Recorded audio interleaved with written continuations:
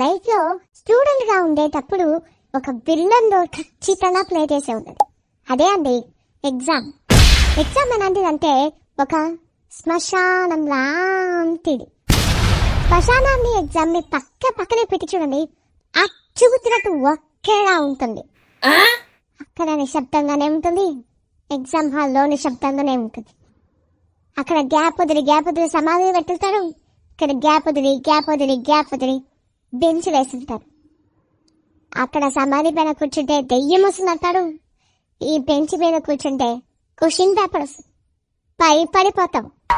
సర్లే, ఎంత పెద్ద సమాధైనా శ్మశానమైనా చూసుకుందాంలే అని సింగిల్ హ్యాండ్ తో మన పాయస్తో మనం మోటివేట్ చేసుకొని ఎగ్జామ్ హాల్ కి అడుగు పెడతాం. మన దోస్తుగాడు ఉన్నాడులే, వాడు చూసుకుంటాలే. కానీ అక్కడ నిజమేందంటే వాడు కూడా అదే ప్లాన్ లో వచ్చింది. ఇంకేముంది మతాష్, ఆ దేవుడి దయ వలన మన ముందర ఒక బ్రిలియంట్ టాప్ చిన్ని ఆశలన్నీ చిందులేసెనే, కమ్మనైన మనసులన్నీ కలిసి ఆడెనే. వాడు ఏమైతే రాస్తాడో అదే మనము రాస్తాం.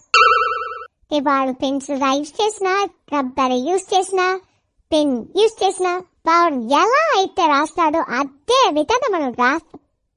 అంత బాగుండేసరికి వాడికి ఏమైందో తెలియదు, ఆ టాపర్ గాడికి ఉన్నట్టుండి పెన్సిల్ తీసి ఒక లైన్ వేస్తాడు.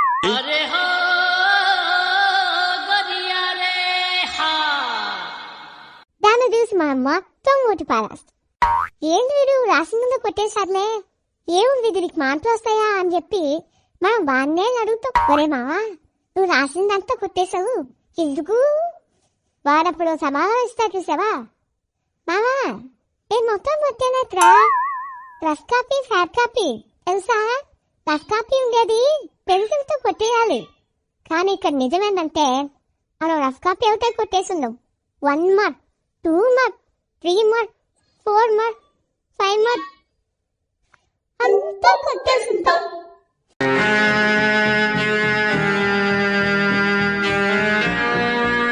ఇంకొందరు ఎలా అంటే, రే మామ, మన ఎగ్జామ్ కి హెచ్ఓడి వస్తాడంట్రా. ఇలాంటి వాటికి భయపడనరా, చిన్నప్పటి నుంచి బాంబులతో ఆడుకున్నాను.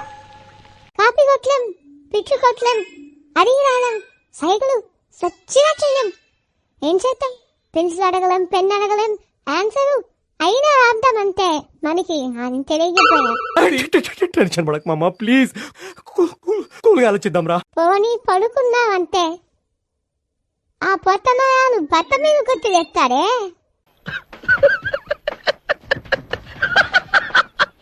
ఇవన్నీ దాటి ఎలా పాస్ అయ్యేది? తెలుగు సినిమా ఒక్కటే కాదు మామా, తెలుగు, తమిళ, మలయాళం, కన్నడ, మనకి తెలిసిన ఒక్కొక్క సినిమా గురించి మొత్తం నింపేస్తాం. పదండి పోదాం. ఎక్కడికి?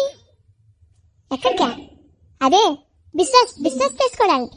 ఎలాంటి బిజినెస్ చూడు. మన క్లాస్ లో సెల్ఫిష్ పర్సన్ ఒకటి ఖచ్చితంగా ఉండేటాడు. వాడు ఎలాంటిదంటే వాడికి ఆన్సర్ తెలుసు అని మనకి తెలుసు.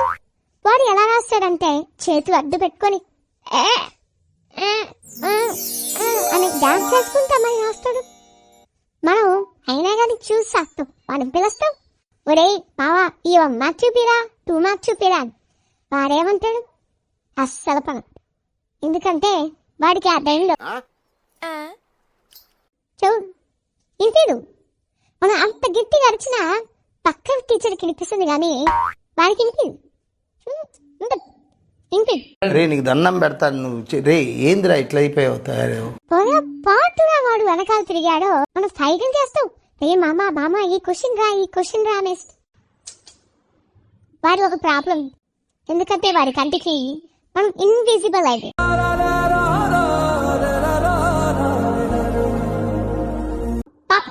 వాడేం చేస్తాడు? ఇలాంటి తోళ్ళని ఒక్కవి బ్రతికినంత కాలం నవ్వుతూ బ్రతకాలి, నవ్విస్తూ బ్రతకాలి, ఆ నవ్వు విలువ పెంచేలా బ్రతకాలి.